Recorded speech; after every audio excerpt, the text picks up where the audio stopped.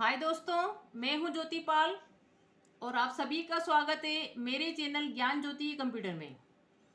दोस्तों, tally with accounting concept जो course हमारा चल रहा है उसमें हम कैपिटल और रेवेन्यू की बात कर रहे हैं दोस्तों कि बिजनेस में या अकाउंटिंग में कैपिटल रेवेन्यू क्या होते हैं, जिसको कि हिंदी में आप पूंजी और आगम बोल सकते हैं। और इसी के अपने क्लासिफिकेशन की भी बात करी है और एक वीडियो में सारी चीज़ों पर हम बात कर चुके हैं। उसके बाद हमने अलग अलग जो है वीडियो बनाना शुरू करा है इसी के ऊपर कि कैपिटल एक्सपेंडिचर क्या होते हैं, रेवेन्यू एक्सपेंडिचर क्या होते हैं, या कैपिटल प्रॉफिट क्या है, या रेवेन्यू प्रॉफिट क्या है, कैपिटल इनकम क्या है, रेवेन्यू इनकम क्या है। इन पे अलग अलग वीडियो आपकी बन चुकी है, आप प्ले लिस्ट में जाकर देख सकते हैं। आज हम बात करेंगे कि कैपिटल लॉस और रेवेन्यू लॉस क्या होते हैं दोस्तों। तो इसी में हम आगे बढ़ रहे हैं। आप शुरू से सारे वीडियो देखिए तो आपका पूरा पूरा कमांड होगा इस कोर्स पर, और यही हम चाहते भी हैं। तो दोस्तों, मेन क्या होता है कि कैपिटल रेवेन्यू अगर समझ में आ जाता है बच्चों को तो उसको अकाउंटिंग में प्रॉब्लम नहीं आती है, क्योंकि मेन चीज़ यही है कि जो कैपिटल आइटम्स होते हैं या जो रेवेन्यू आइटम्स होते हैं उनका संबंध किससे होता है। अगर मैं बात करूँ रेवेन्यू आइटम्स की, तो यहाँ पे हम पहले भी आपको बता चुके हैं कि इनका संबंध है ट्रेडिंग और प्रॉफिट एंड लॉस अकाउंट से। मतलब रेवेन्यू नेचर के अगर आपके एक्सपेंसेस है या इनकम है या प्रॉफिट या लॉस है रेवेन्यू नेचर वाले, तो वो सारे आपके ट्रेडिंग और पिंडल अकाउंट में ही शो होते हैं। अगर वही आपके कैपिटल नेचर के होंगे, अगर कैपिटल नेचर का एक्सपेंसेस है या इनकम है या कैपिटल नेचर का प्रॉफिट है या लॉस है, तो वो सारे बन जाते हैं आपके बैलेंस शीट के पार्ट। तो इसीलिए हम इसके अंतर को इतने डिटेल में इसलिए समझाना चाहते हैं दोस्तों, ताकि ये अगर आपका बेस बन जाएगा तो आपको प्रॉब्लम नहीं आएगी। ना तो आपको रटना पड़ेगा कि भाई ट्रेडिंग में इन्हीं चीज़ों को लिखा जाता है, पिंडल में इसी को लिखते हैं, बैलेंस शीट में इसको लिखते हैं। नहीं, आपको उसका कॉन्सेप्ट समझ में आएगा कि क्यों लिखते हैं। तो इसी पे डिटेल में बात हो रही है दोस्तों। तो जैसा कि आपको पहले भी समझा दिया गया है कि एक्चुअली में अकाउंटिंग में पूंजी किसको बोलते हैं। पूंजी मतलब धन, उसमें आपका कैश भी आता है, उसमें आपकी वस्तुएं भी आती है। ठीक है, तो उन्हीं कैश और वस्तुओं को प्राप्त करने के लिए आपने अगर कोई भी चीज़, अगर देखिए दोस्तों, पहली बात तो ये है कि कैपिटल आइटम्स में भी आपके एक्सपेंसेस होते हैं, कैपिटल आइटम्स में भी आपके इनकम में प्रॉफिट और लॉस है, रेवेन्यू में भी एक्सपेंसेस है, इनकम में प्रॉफिट और लॉस है। रेवेन्यू रिसिट भी अपने आप में अलग कही जाती है, कैपिटल रिसिट को भी अलग माना जाता है। दूसरी बात ये भी अंतर बता रहे हैं कि ये जो रेवेन्यू आइटम्स होते हैं इसका जो संबंध होता है वो एक फाइनेंशियल ईयर से संबंधित होते हैं। करंट फाइनेंशियल जो भी आपका चल रहा है, फाइनेंशियल आपको पता है कि अप्रैल से आपका मार्च तक का फाइनेंशियल ईयर होता है। तो जो भी खर्चे, जो भी इनकम एक फाइनेंशियल ईयर से संबंधित होती है या लॉस या प्रॉफिट होता है, वो सारे आपके उसी फाइनेंशियल ईयर में लिखे जाते हैं। लेकिन कैपिटल आइटम का संबंध किसी भी पर्टिकुलर एक फाइनेंशियल ईयर से नहीं होता है, ये एक से ज़्यादा फाइनेंशियल ईयर से संबंधित होते हैं। इसी जब आप बिजनेस चालू करते हैं और अगर आपने लोन उठा लिया तो उसका मतलब ये नहीं किसी पर्टिकुलर फाइनेंशियल ईयर में जब आपने लोन उठाया तब भी आप दिखाएंगे, नहीं। उसका संबंध कई फाइनेंशियल ईयर से संबंधित है और उससे जो रिसीट हुई है वो आपकी कैपिटल नेचर की रिसीट कहलाएगी। तो उसी अंतर को हम आपको बताना चाह रहे हैं, उसी पे हम बात कर रहे हैं कि अब हमने देखिए यहाँ पे ये भी ध्यान रख लें आप कि अगर आपको प्रॉफिट या लॉस होता है तो अगर वो कैपिटल नेचर का है तो इनकम टैक्स के रेट भी अलग लगते हैं, और अगर वो रेवेन्यू नेचर का होता है तो इनकम टैक्स के रेट भी अलग हो जाते हैं। तो इसी की क्लासिफिकेशन अपन देखे थे दोस्तों कि रेवेन्यू एक्सपेंडिचर और कैपिटल एक्सपेंडिचर क्या होते हैं, जिस पर अलग से वीडियो बन चुका है आपका। रेवेन्यू इनकम या प्रॉफिट एक ही बात होती है, आपको बता दिया गया है, या कैपिटल इनकम या प्रॉफिट, इन दोनों में क्या डिफरेंस है ये भी आपको समझा दिया गया है। ठीक है, तो आज हम बात कर रहे हैं कि रेवेन्यू लॉस और कैपिटल लॉस क्या होते हैं। तो ये आपको आपको देख लेंगे अगर आप उसको समझ लेंगे। हालांकि एक वीडियो में अपन ये पांचों पे डिस्कस कर चुके हैं, लेकिन अब हम आपको अल्लाह समझा रहे हैं ताकि आपका इसका बेस बन सके। तो पहली बात तो आपको ये समझ आएगा कि कैपिटल मतलब पूंजी से मतलब है, और जो रेवेन्यू इसका मतलब आगम। तो वो बोल रहे हैं कि भाई आगम खर्चे क्या होते हैं, या आगम आय क्या होती है, या आगम लाभ क्या है, या आगम हानि क्या है ना, या पूंजी लाभ क्या होता है, पूंजी हानि क्या होती है, उसको अपन समझ रहे हैं। तो अब अपन ने जैसे प्रॉफिट पे बात कर ली थी दोस्तों पिछली वीडियोज में, तो आज हम बात कर रहे हैं कि रेवेन्यू लॉसेज या कैपिटल लॉसेज क्या होते हैं। तो जो भी नॉर्मल लॉस होता है, जिस चीज़ का बिजनेस कर रहे हैं दोस्तों, उस चीज़ का बिजनेस करते वक्त आपको अगर लॉस हो जाए, भाई सेल कर रहे हैं आप, नेचुरली इंसान क्या करता है, बिजनेसमैन क्या करता है, अगर कोई वस्तु उसको पड़ रही है 500 रुपये की, तो नेचुरली वो 500 रुपये से ज़्यादा का ही बेचेगा ना। भाई वो खरीद के ला रहा है, खरीदने का भी खर्चा उसमें जोड़ता है, उसमें आने जाने का भाड़ा भी जोड़ता है, उसका खुद का प्रॉफिट भी जोड़ता है, फिर वो बताता है कि मैं इस 500 रुपये वाली वस्तु को 600 में बेचूंगा या 700 में बेचूंगा, जो भी उसका है। तो ये जो एडिशनल बेच रहा है वो तभी बेच रहा है ताकि उसको प्रॉफिट होगा। लेकिन वही अगर 500 रुपये वाली चीज़ को उसको 400 रुपये में बेचना पड़ जाए तो दोस्तों ये तो लॉस हो गया। तो कहने का मतलब ये हो गया कि बिजनेस में ऐसे लॉस जो कि आप जिसका बिजनेस कर रहे हो उससे संबंधित जो भी लॉस हो रहा है वो सारे आपके क्या होते हैं, रेवेन्यू लॉस कहलाते हैं। ठीक है, फिर उसमें भले फिर आपको रेवेन्यू लॉस, आपको बिजनेस को चलाने के लिए कुछ डिस्काउंट भी देना पड़ता है, आपके कुछ बैड डेट भी हो जाते हैं, आपको जो डेटर्स होते हैं पैसा लेके भाग जाते हैं, आपको पैसा नहीं देते हैं, उसको बोलते हैं बैड डेट्स।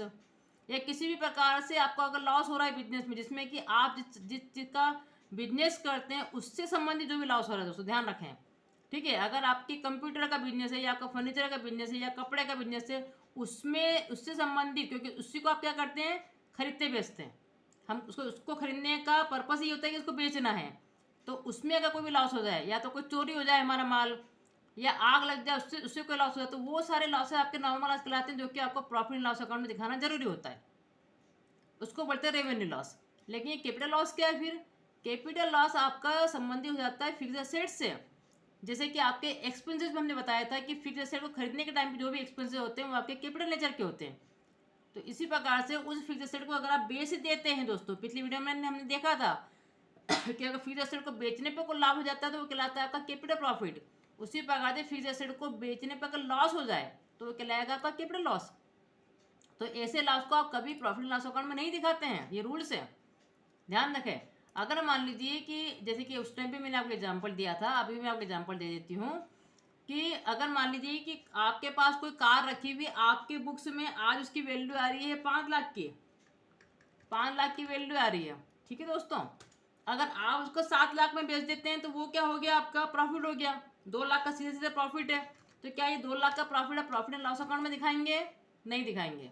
आपको बताया था इस 2 लाख के लिए आप क्या करते हैं, कैपिटल रिजर्व बनाते हैं। कैपिटल रिजर्व बनता ही है कैपिटल प्रॉफिट से। तो कैपिटल प्रॉफिट से बनता है आपका कैपिटल रिजर्व। ये 2 लाख यहाँ पे शो होंगे, मतलब वो बैलेंस शीट का विषय हो गया है। ये आपको वहाँ पर दिखेगा कि हमने रिजर्व बना के रख दिया है, ध्यान रखें इस बात का। ठीक है, तो इसको आप वहाँ पे बना के रख रहे हैं क्योंकि आपको पता है कि प्रॉफिट का जो भी बैलेंस होता है वो क्रेडिट में होता है।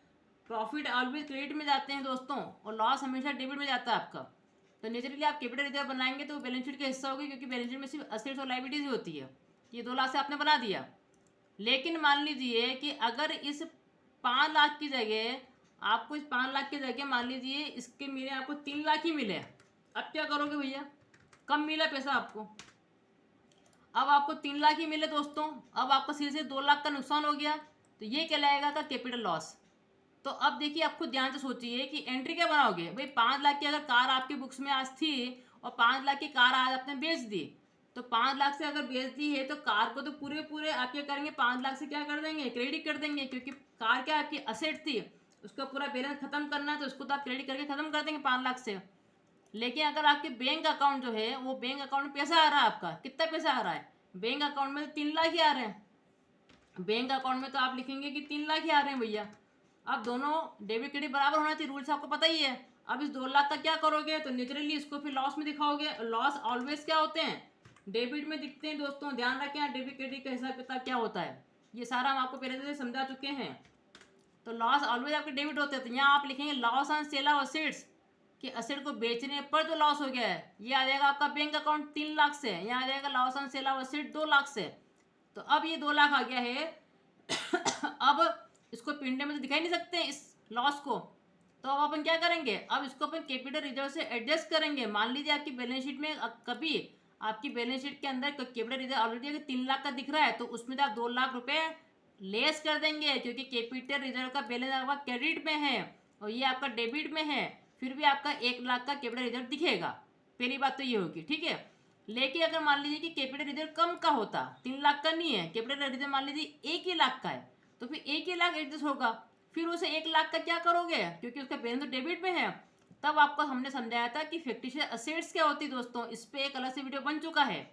तब आपका जो काल्पनिक असेट जो होती है, क्योंकि इसका बैलेंस डेबिट में है, आप ध्यान से समझे इस बात को, डेबिट में बैलेंस होने की वजह से आपको उसको मिसलेनियस असेट जो होती है आपकी फिक्टिशियस असेट्स को बोलते हैं, मतलब काल्पनिक, मतलब ये असेट्स है नहीं, लेकिन चूंकि इसका बैलेंस डेबिट में है इसलिए हमको असेट में शो करना पड़ रहा है, क्योंकि बैलेंस शीट में सिर्फ आपकी लाइबिलिटीज और असेट्स ही होती है। तो उस टाइम पे आप क्या करेंगे, जितना एडजस्ट आपका कैपिटल रिजर्व से हो गया उतना तो हो गया, उसके बाद अगर फिर भी आपका बैलेंस अगर बच जाता है तो फिक्टिशियस एसेट्स के नाम से आपको दिखता है 1 लाख के अंदर। तभी तो आप देखते हैं ना कभी कंपनी के अंदर जो है फिक्टिशियस एसेट्स के अंदर आपको डिस्काउंट भी दिखता है, उसमें एक्सपेंसिव भी दिखता है, तो वो लोग वहाँ पर क्या कर रहे हैं, वो सब फिक्टिशियस एसेट के नाम से शो हो रहे हैं कि ज़्यादा हो गए हैं, उनको सिर्फ दिखा रहे हैं हम आप। ठीक है, तो उस टाइम पे आपको इस प्रकार से एडजस्टमेंट करना होता है।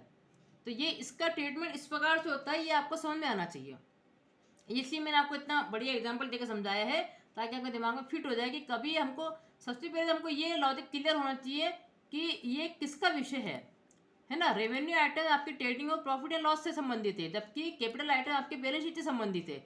इसलिए हम आपको इतनी कहानी बता रहे हैं कि अगर आपका कैपिटल लॉस हो जाए ना दोस्तों, तो उसको प्रॉफिट लॉस में नहीं दिखाते हैं, उसका ट्रीटमेंट इस प्रकार से होता है। अगर प्रॉफिट हो गया है तो उसका कैपिटल रिजर्व बना दो, और अगर लॉस हो गया है आपको तो लॉस हो जाए तो कैपिटल रिजर्व से एडजस्ट करो उसको, हम लिखा हुआ है यहाँ पे एडजस्ट फ्रॉम कैपिटल रिजर्व। और अगर पूरा एडजस्ट नहीं हो पाता है तो फिर वो फिक्टिशियस एसेट्स पे शो होगा, ये ध्यान रखें आप। इस प्रकार से इसका ट्रीटमेंट होगा। और इसके एग्जाम्पल देख लो कैपिटल लॉस के, मतलब मेन एग्जाम्पल तो फ्यूचर एसेट को बेचने का ही है जो कि लॉस में आपने बेच दिया है। उसके अलावा अगर फ्यूचर एसेट किसी भी कारण से एक्सीडेंटल उसमें कोई भी लॉस हो जाता है ना, अगर एक्सीडेंटल कोई लॉस आपका इससे हो रहा है जिस चीज़ का आप बिजनेस कर रहे हैं तो वो नॉर्मल लॉस में आ जाएगा, आपका रेवेन्यू लॉस हो जाएगा। लेकिन अगर फ्यूचर एसेट से संबंधित कोई लॉस है आपका एक्सीडेंटल, तो फिर वो लॉस आपका काय में आ जाएगा, कैपिटल लॉस के अंतर्गत आ जाएगा। इसी प्रकार से डिस्काउंट और इशू शेयर्स एंड डिवेंचर, अगर आप डिवेंचर को या शेयर्स को इशू करते हैं डिस्काउंट पर, आपको पता है कि अगर 100 रुपये का शेयर से अगर आपको 80 रुपये में या 90 रुपये में बेचना पड़ रहा है तो वो तो आपका लॉस हो गया। इसलिए भी आपको डिस्काउंट जो है फिक्टिशियस एसेट्स में कभी कभी दिखता है। इसी प्रकार से रिडेम्पशन ऑफ डिवेंचर, अगर प्रीमियम पे कर रहे हैं, डिवेंचर का जो भुगतान हो रहा है वो अगर आपको ज़्यादा पे करना पड़ रहा है, प्रीमियम पे करना पड़ रहा है दोस्तों, ठीक है, अगर 100 रुपये वाले डिवेंचर के लिए आपको 120 रुपये या 130 रुपये देना पड़ रहे हैं तो वो तो आपका लॉस हो गया सीधे सीधे। लेकिन ये लॉस भी कैसा है, कैपिटल लॉस है, इसका रेवेन्यू लॉस से कोई संबंध नहीं, इस चीज़ का कोई बिजनेस नहीं है आपका, ये साइड में काम हो रहे हैं आपके। ठीक है, इसी प्रकार से आपका ये फिक्स्ड एसेट का ही बताया इन्होंने। तो फिक्स्ड एसेट से संबंधित कोई भी लॉस होगा तो वो आपका कैपिटल लॉस कहलाएगा। उसके अलावा डिवेंचर से शेयर से संबंधित कोई भी लॉस हो रहा है आपको डिस्काउंट पर, अगर आप उसको इशू कर रहे हैं तो वो लॉस भी इसके अंतर्गत आएगा आपका। इसके अलावा डिवेंचर का जो रिडेम्पशन होता है, उसका जो भुगतान कर रहे हैं वो अगर आप प्रीमियम पे ज़्यादा पे करना पड़ रहा है अगर आपको, तो वो भी आपका लॉस होता है। इस प्रकार कोई एग्जाम्पल उन्होंने दे के रखे हुए हैं। लेकिन एक पिक्चर एक दिमाग में आपको एक कहानी क्लियर होना चाहिए कि एक्चुअली में रेवेन्यू लॉस क्या है, कैपिटल लॉस क्या है, उसी को समझाने की हम कोशिश कर रहे हैं यहाँ पर। तो आपका फुल कमांड इस पर होना चाहिए दोस्तों। अभी तक हम लोग रेवेन्यू एक्सपेंडिचर कैपिटल एक्सपेंडिचर पर बात कर चुके हैं, इसके साथ में हमने डिफर रेवेन्यू एक्सपेंडिचर की भी बात कर ली है। इसलिए इन सारे वीडियो को आप ध्यान से सुनिए और समझिए। इसी प्रकार से हम रेवेन्यू इनकम में या प्रॉफिट या कैपिटल इनकम प्रॉफिट क्या होते हैं इनको समझ गए हैं। और आज हमने रेवेन्यू लॉस और कैपिटल लॉस पे भी डिस्कशन कर लिया है। अब आगे के 2 और आपके बच्चे हैं कि रेवेन्यू रिसीट और कैपिटल रिसीट क्या होते हैं, या रेवेन्यू पेमेंट या कैपिटल पेमेंट क्या होते हैं। तो इस पर हम लोग अलग से वीडियो इसलिए भी बना रहे हैं ताकि आपका फुल कमांड हो, आपको बार बार देख सकें और इसका लाभ उठा सकें। तो आज के सेशन में दोस्तों इतना ही था। तो बने रहें आप लोग चैनल पर, इसका लाभ लेते रहें।